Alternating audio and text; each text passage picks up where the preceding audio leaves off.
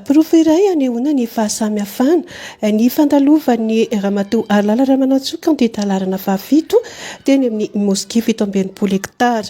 Iray isika malagasy fihavanana no miredareda porofo ny fifankatiavana ny endrik'an'izao teny toerana tamin'ny ity folakandro ny zoma ity.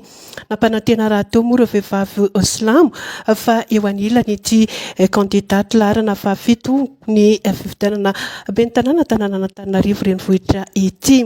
Ho an'ny filohan'ny FSM Absoar Saïd Arsène dia nanantitantitra fa ireny malagasy ary no porofona fa amin'ny fotoana rehetra dia afaka mitsidika ny mosquée ny samihafa finoana.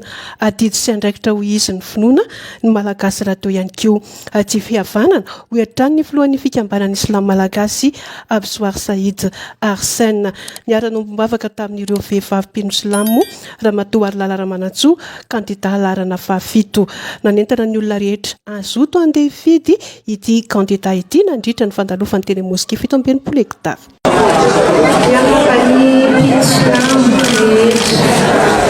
Eto amin'ny 67 famanehana ny Madagasikara ihany koa ary indrindra eto Antananarivo renivohitra. Misaotra nareo nanasana miaraka hivavaka amin'ireto ravavako silamo ireto. Ary rehefa ambelitelo reny mpianakaviana no tena vehivavy ary amin'ny mareny dia tsy mba manavakavaka ny zanany. Koa androany dia fifaliana lehibe hoay ny niaraka taminareo nanao hivavaka anio.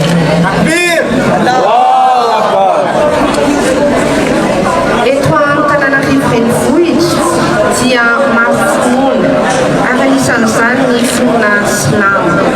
Ianareo silamo dia tena mponina Antananarivo, manana toerana maizy anareo eto amin'ny renivohitra Madagasikara.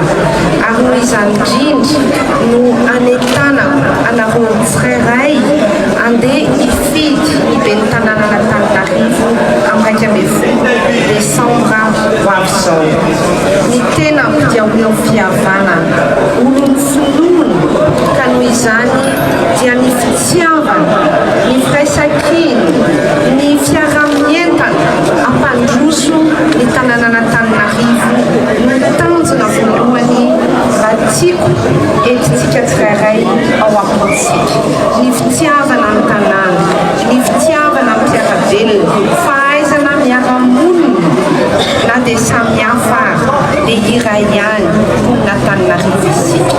Makasitraka anareo ray aman-dreny eto amin'ny mosquée 67 hectares mandray ary makahery ihany koa amin'izao ativo mavesatra izay isokosokoako izao satria mino aho fa mivavaka nasandratra ireo androany fangatana fitahiana ho aho dia efa tonga any amin'ny alina ary taterany araky alehibe